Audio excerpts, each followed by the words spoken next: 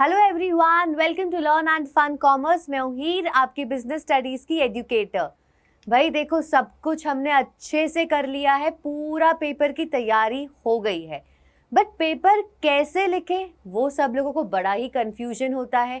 समझ में नहीं आता है कि भाई क्या कैसे करा जाए, पेपर का हमारा कैसे लिखना है जिससे हमें बहुत ही अच्छे मार्क्स आए। देखो, हमारा पेपर कैसे लिख रहे हैं, हमने हमारी प्रेजेंटेशन कैसी है, वो बहुत ही ज़्यादा मैटर करती है। जितना अच्छी तरीके से लिखोगे, जो आपका पेपर चेक कर रहा है उन्हें अच्छा लगता है ना पेपर आपका देखने, सो उससे आपके मार्क्स बढ़ने के चांसेस काफ़ी बढ़ जाते हैं। So how do we write the paper? Paper कैसे लिखे, आपके लिए मैं कुछ टिप्स लेकर आई हूँ। पेपर लिखने के समय पे हमें क्या क्या चीज़ों का ध्यान रखना है। सबसे पहली चीज़ तो यार ये देखो, जो 15 मिनट आपको मिलता है ना, जिसमें आपको लिखना नहीं शुरू करना है, बट आप लोगों को हाथ में क्वेश्चन पेपर दे दिया जाता है, तभी यहाँ वहाँ देखने से बेटर है हम लोग हमारे क्वेश्चन पेपर पे ध्यान दें। ध्यान से पूरा उसे रीड करो भाई, अच्छे से पूरा क्वेश्चन पेपर रीड करो। देख लो कि भाई क्या क्या है, क्या कैसे आया है, कौन से क्वेश्चंस आपको आ रहे हैं, उसमें आप सब कुछ देख लो अच्छे से कि 12 के 12 क्वेश्चंस है ना, आपने सारे रीड तो कर लिए हैं। सो 15 मिनट उसमें अच्छी तरह से यूटिलाइज कर लो। बिल्कुल भी वो 15 मिनट में पैनिक नहीं करना है, ध्यान से हमें उसमें पूरा क्वेश्चन पेपर रीड करना है। ठीक है, पूरा जो हमारा क्वेश्चन पेपर है उसे अच्छे से रीड करो यार, बहुत इंपॉर्टेंट है। रीड नहीं करते हैं हम क्वेश्चन पेपर और सीधा हम लोग आंसर लिखने चले जाते हैं कि हाँ ठीक है 15 मिनट टाइम पास के है, जब चालू होगा तब जैसे जैसे आएगा वैसे लिखते जाएंगे। भाई देखो, ये 15 मिनट में क्या होता है, when you start reading the question, हम लोग फटाफट से उसका आंसर हमारे मन में बोलना शुरू कर देते हैं। तो उससे क्या होता है, we recollect everything that we know. तो जो क्वेश्चन है आंसर हम लोग मन में याद कर रहे हैं, तो उससे क्या होता है कि जब हम लोगों को लिखने का टाइम आता है हमने सिर्फ वो चीज़ें लिखनी होती है। ठीक है, ये सबसे पहली चीज जो हमें करनी है। जब भी आप क्वेश्चन पेपर रीड कर रहे हो ना, ध्यान से करो यार, अच्छे से उसको रीड करो, समझो क्या क्वेश्चन है क्या नहीं है, उसे अच्छे से हमें समझना है। सारे दे दिए है ना, एक भी ऐसा छूट तो नहीं गया है ना। तो ये 15 मिनट में आपको वो सब करना है, पूरा क्वेश्चन पेपर आपको रीड कर देना है। ठीक है, फिर हमें क्या करना है, जब रीड कर रहे हो ना, मार्क करो क्वेश्चंस विच यू नो। अभी देखो, ऐसा कभी कभी ऐसा हो जाता है कि आपको 12 क्वेश्चन में से आपको एक या दो नहीं आ रहे होंगे, and that is completely fine. या तो नहीं आ रहे हैं या तो आप लोग उसका थोड़ा सा पार्ट याद नहीं कर पा रहे हो। तो हमें क्या करना है, मानो ऐसे क्वेश्चंस है हमारे पास 1 2 3 4 5 1 2 3 4 5 6 ऐसे क्वेश्चंस है। तो आपको जो भी क्वेश्चंस आते हैं बहुत बढ़िया तरीके से उन सबको पहले मार्क कर दो। ठीक है, सिर्फ सबको मार्क करके रख दो, ताकि क्या होगा कि ये सारे आपको आते हैं तो आप फटाफट उसे लिखना शुरू कर दोगे।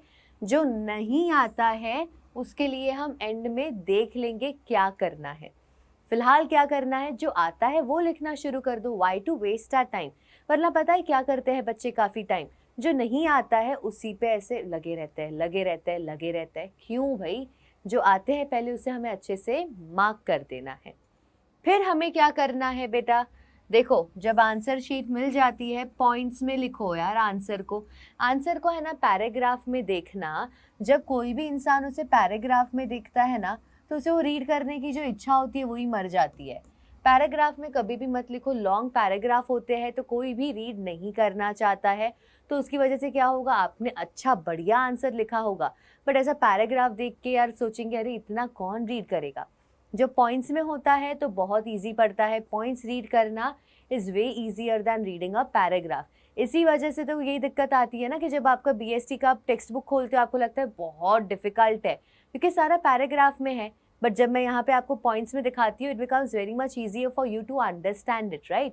सो same happens in our exam. आप लोगों को सारे आंसर पॉइंट्स में लिखने हैं। 1 2 3 करो, ए बी सी करो, कुछ भी करो, बट डॉट बुलेट पॉइंट्स कतई नहीं करना। ठीक है, ये बिल्कुल भी मत करना। हमेशा नंबरिंग या तो अल्फ़ाबेट्स ही डालो, इससे आपको भी काफ़ी ज़्यादा इजी पड़ेगा। ठीक है, always do it in this way. Next चीज़ क्या है, जो 3 से 5 मार्क वाले आंसर्स है ना, हर एक पेपर पे सिर्फ एक ही लिखो। आपके पेपर्स जा रहे हैं, कोई दिक्कत नहीं है, presentation matters a lot. 3 mark वाले और 5 मार्क वाले जो है, एक पेपर एक साइड पे सिर्फ हमें एक ही लिखना है, ठीक है। इससे क्या होता है मैं आपको उसका रीज़न एक्चुअली बताती हूँ। मानो ये आपका पेपर है, ठीक है, ये एक साइड, एक और पेपर है आपका, बराबर, ये उसका एक और साइड। जो 2 मार्क के है उसके लिए कोई दिक्कत नहीं है, 2 मार्क के आप सारे एक साथ लिख सकते हो, it's not an issue. But अभी मानो क्या हुआ, अभी आपने चालू किया है क्वेश्चन 7, 8, 9 और 10, ये दोनों हमारे 3 मार्क वाले हैं और ये दोनों हमारे 5 मार्क वाले हैं। अब हुआ यूं, जब आप क्वेश्चन पेपर रीड कर रहे थे आपने क्या किया था, मार्क किए थे ना आपने सारे क्वेश्चंस जो आपको आते हैं। तो एक क्वेश्चन था 9th वाला, वो आपको नहीं आता था। हमेशा कब क्या करना है, हमें जब भी हम क्वेश्चन आंसर्स लिख रहे हैं, लाइन में सीक्वेंस में जाना है। तो अगर आपको 9th नहीं आता, मैंने तो आपको क्या कह दिया, जो नहीं आता उसे लास्ट में कर दो, कोई दिक्कत नहीं है। तो आप 7 लिखते, 8 लिखते, फिर 10 लिखते, आपका 10 यहाँ पर आ जाता, फिर आप 9 कहाँ लिखते, बाद में। इससे अच्छा नहीं लगता आपका सीक्वेंस अगर आप मिस कर रहे हो तो हम लोग क्या करेंगे, एक पेपर ही पूरा छोड़ दिया ना, तो दिक्कत ही नहीं यार, आपको पता नहीं है ना आपको कितना पेज लगने वाला है वो लिखने के लिए। So leave a paper only. तो उससे क्या होगा कि आपके कोई भी आंसर्स शैबी नहीं लगेंगे और पूरा का पूरा आपका 9th वाला क्वेश्चन एक पेज पे अच्छे से आ जाएगा, ठीक है। दैट इज द रीजन जो बड़े बड़े क्वेश्चंस हैं हमारे, एक पेज पे सिर्फ एक लिखो, इससे बहुत ही नीट लगता है और बहुत अच्छा लगता है देखने के लिए। So this is how you should always do it. 2 mark के लिए कोई फर्क नहीं पड़ता। नेक्स्ट क्या है भाई, देखो कीवर्ड्स को मार्क करना बहुत इंपॉर्टेंट है। यहाँ ये दिख नहीं रहा ना, एक सेकेंड। जो हमारे कीवर्ड्स है उसको प्लीज अंडरलाइन करो यार। आप लोगों को लगता है कि कीवर्ड्स कौन से है, क्या है, जो आपको लगे कि ये वाला जो वर्ड है ये मेरे आंसर में कुछ बहुत अच्छे से ये बता रहा है। जैसे आपको पता है डायरेक्टिंग के जो हमारा मीनिंग है उसमें कैसा है, मैंने आपको बताया था, यू क्या आता है, guiding, influencing, instructing, counselling, motivating, ये 5 हमारे कीवर्ड्स है। तो जब अगर आप लिख रहे हो इसका डेफिनेशन या मीनिंग, तभी आप वो 5 वर्ड्स को अंडरलाइन कर दो। तो जैसे ही आपके टीचर वो देखेंगे चेक करने के टाइम पे, तो क्या होगा, she will see these words only, और उनको पता चल जाएगा इसको तो आंसर आता है बहुत अच्छे से। सो आपको मार्क्स मिल जाएंगे। क्योंकि देखो इतने सारे उनके पास पेपर्स होते हैं ना, तो क्या हो जाता है उस चक्कर में कि इतने सारे रीड करते करते वो लोग थक जाते हैं। तो जब तक आपका पेपर आएगा तब तक उनमें कोई एनर्जी नहीं अगर हुई तो आपका वो लोग पेपर अच्छे से रीड नहीं कर पाएंगे। इसलिए हमें उन्हें वो मौका ही नहीं देना है। हमें इतनी अच्छी तरह से क्वेश्चन पूरा आंसर लिखना है कीवर्ड्स मार्क करके कि उनको पूरा रीड करने की ज़रूरत नहीं है। बस से वो वर्ड्स उन्होंने ध्यान से देख लिए तो एटलीस्ट उनको आइडिया आ जाएगा कि बच्चे को आता है अच्छे से, उसने जो भी सारे इंपॉर्टेंट वर्ड्स थे उसने वो सारे लिख दिए हैं, ठीक है। उसके बाद डायग्राम्स बनाना बहुत ज़रूरी है। देखो डायग्राम्स का मतलब ये नहीं है कि यार आप क्या, जैसे आपको पता, आपको मैं बता देती हूँ, एक एग्जांपल देती हूँ। ये मैंने एक यहाँ पे रखा है आपके लिए। मानो अगर आपको क्वेश्चन आया है what are the importance of staffing, तो आप यहाँ पे ऐसे लिखोगे इम्पॉर्टेंस ऑफ स्टाफिंग, ठीक है। अब जितने भी उसके पॉइंट्स हैं यहाँ पे आपने सारे ड करके सारे के सारे लिख दिए, ठीक है। This is one way. इससे क्या होता है यार कि आपको है ना, ये प्रेजेंटेशन की बात है। आप जितना अच्छा आपका प्रेजेंटेशन होगा उतना ही एक टीचर को आपका पेपर देखने के लिए अच्छा लगेगा।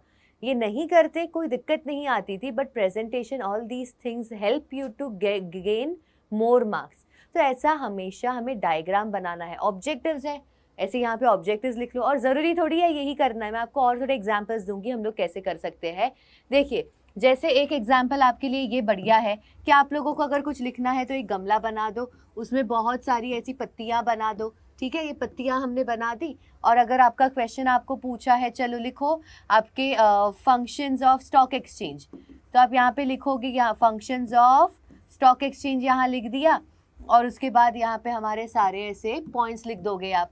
सो this is one way of doing it. या तो अगर आपको बोले कि which are the leadership style, तो आप क्या करेंगे, यहाँ पे लिखिए लीडरशिप स्टाइल्स लिख दो यहाँ पे ऐसे, ठीक है। और उसके बाद यहाँ पर ऐसे ऐसे ऐसे करके ये पूरा बना दो इसको अच्छे से।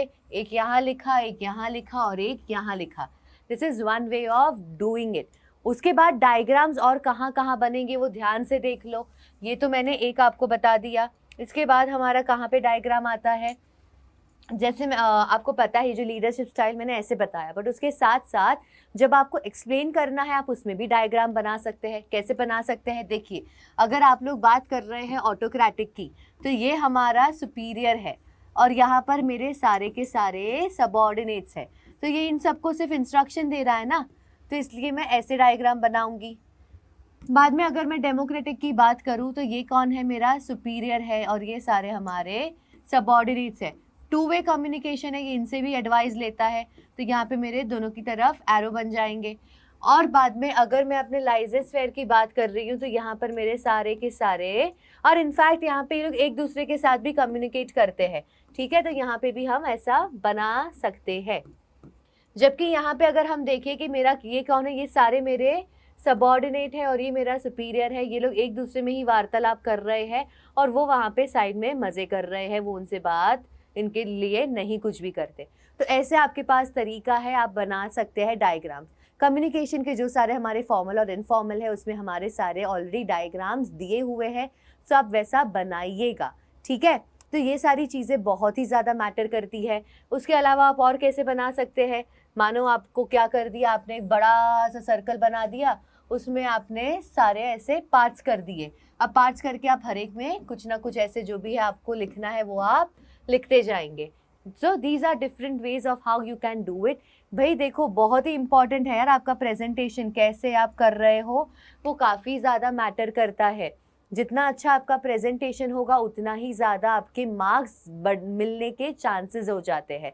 सो कभी भी ऐसे ये करना ही करना, ठीक है। हर एक क्वेश्चन में कर लो, अगर 5 राइट्स बोले हैं ऐसे लिख दो, राइट्स कंज्यूमर राइट्स, और यहाँ पे 1 2 3 4 5 ऐसे कर दो, जैसे करना है, but always make a diagram, ठीक है। नेक्स्ट क्या है, don't get stuck on a question. मैंने आपको ये पहले ही बताया, जब आप लोग मार्क कर रहे हो और आप लोगों को अभी लिखना शुरू कर देना है, you know that you don't know this question, आप बोलोगे नहीं यार मुझे थोड़ा तो याद है, अगर हल्का सा भी मुझे अगर समझ में आ जाए क्या लिखना है, I can easily write that question, but don't wait for that. इसके लिए वेट करने की कोई ज़रूरत नहीं है। जैसे मैंने आपको कहा, उस क्वेश्चन के लिए एक पेज छोड़ दो, go on to the next question. क्या होता है अगर हम लोग एक क्वेश्चन के ऊपर कब से अगर रुके रहेंगे, एक तो हमारा टाइम पूरा बर्बाद हो जाएगा। टाइम यहाँ पे हमें बर्बाद नहीं करना है, इतना टाइम है ही नहीं कि हम बर्बाद कर सके, तो वो एक तो हो जाएगा। उसके बाद क्या दिक्कत आती है, अगर आपको एक क्वेश्चन नहीं आता है ना, आप इतने ज़्यादा डीमोटिवेटेड हो जाते हो कि अरे यार आया नहीं आया नहीं आया नहीं, अरे तो don't waste your time in that, उसको साइड में रखो। आप कब से अगर वही चीज़ के बारे में अगर सोचोगे ना, तो आपके आगे के सारे क्वेश्चंस को ये चीज़ अफेक्ट करेगी। So why to let that happen, वो होने हमें नहीं देना है। नहीं आता, बी काम एंड जस्ट लीव इट, छोड़ दो, कोई भी दिक्कत नहीं है, ठीक है। Never get stuck on a question. Last, re read करो यार, ये बहुत इंपॉर्टेंट है, लोग करते नहीं है। री रीड करना बहुत ज़रूरी है।